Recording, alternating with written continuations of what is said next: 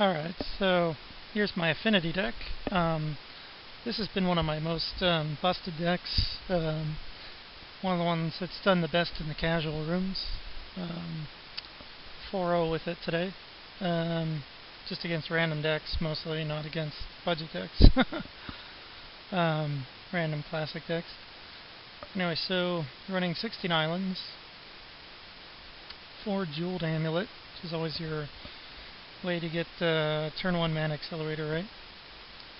Even though it doesn't give you mana every turn after that. It can give you 1 mana every other turn if you pay a mana that other turn. So, I mean, it's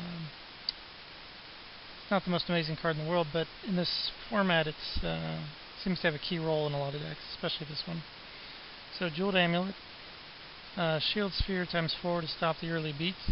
Which it does pretty well. It's a 0/6 defender for 0, and then whenever it blocks, put a -0/-1 counter on it. So nothing too bad about that. So it can stop like a 2-power creature, 4 times before it dies. So 3 times, and then it's still alive, and then the 4th time. So I mean, definitely can gain you a lot of life. And then it's 0 casting cost and an artifact. So. Then 4 Urza's Baubles, which just cycle for 0, and let you look at a random card of your opponent's. And then it's another 0 casting cost. So it helps anything with Affinity, and it helps Vedalken Archmage. So we've got 4 spikes, just to force our opponents to play a little slower. The slower they play, the better our deck does.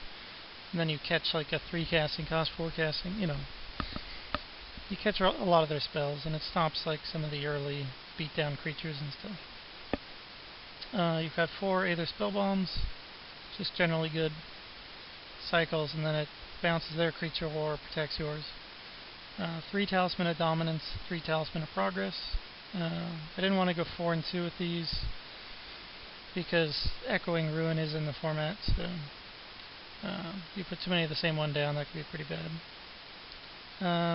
4 Esperzoas, it's always pretty good in the deck. You can pick up your Shield Spheres and take the counters off of them. It's a great beatdown creature, and its drawback is basically an advantage in this deck without really slowing you down at all. So, the real engine of the deck, or one of the huge engines of the deck, is Vedalken Archmage. If they don't kill it, a lot of the games you wind up drawing your entire deck and then Temporal Fissuring them out. Just Temporal Fissure, bounce all their permanents, and then they lose. So you'll cast 8 0 casting cost, 1 casting cost, effectively 1 casting cost when you have extra mana, and 0 casting cost to very cheap for casts of Spire Golem, and then you Temporal Fissure for like 8 or 9 or 10 or whatever. I've done it for 13. So if they don't kill Vedalken Archmage, they're going to lose, and you don't need it to win because you can beat them down with Esperzoa, Spire Golem, and Chrome Scale Drake pretty effectively anyway. So you've got your 4 Spire Golems, which just becomes cheaper and cheaper as the game goes on. And then you've got your 4 Chrome Scale Drakes, which are just awesome. Half the deck is artifacts. So, 50-50 chance of picking something up.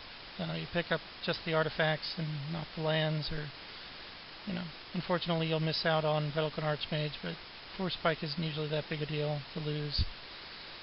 Temporal Fissure can be a pain if you lose that. But overall it's pretty good. 3 mana. He ends up being a lot of the time just triple blue for a 3/4 flyer that draws you extra cards.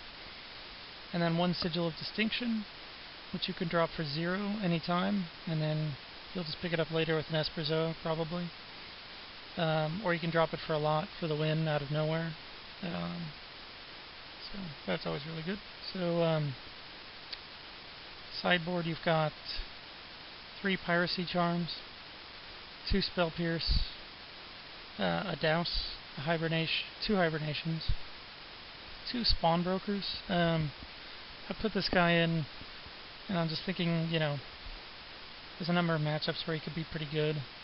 Against another Affinity deck, if they drop Archmage, you can obviously just take it, so it's crazy good. And then you can bounce it with the Spell Bomb and keep doing it, right?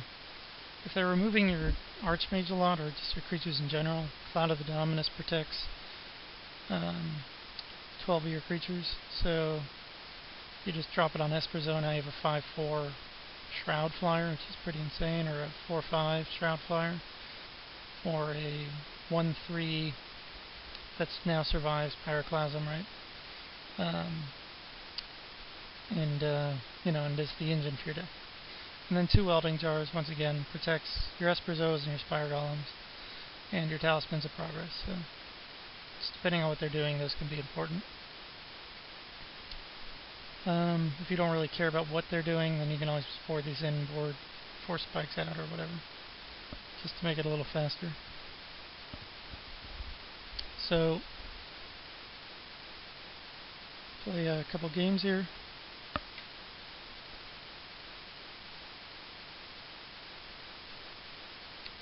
So this hand's fine, you got 2 Baubles and 2 Spell Bombs. You've already got the engine in hand, so that's nice. Really want to make sure we draw a land next turn, so we're just gonna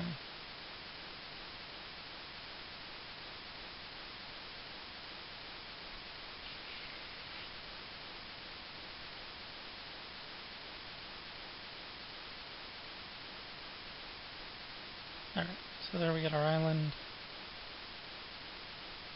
Now here I'll probably just leave the Spell Bomb.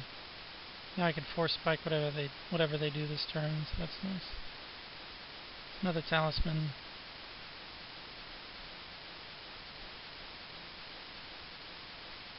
So now we got a bunch of these guys, so we can run one out without worrying too much.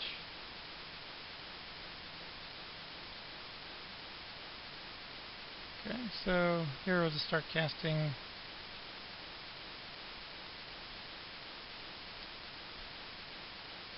Let's see, we got 4 mana, so we could drop one of these, or we can drop another Spell Bomb. I'm inclined to just either pass the turn or drop one of these guys, just depending on the opponent.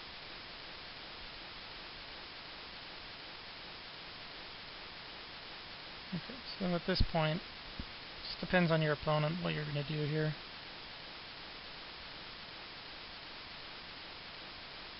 As long as you have 1 Aether Spell Bomb mana up, you're probably fine.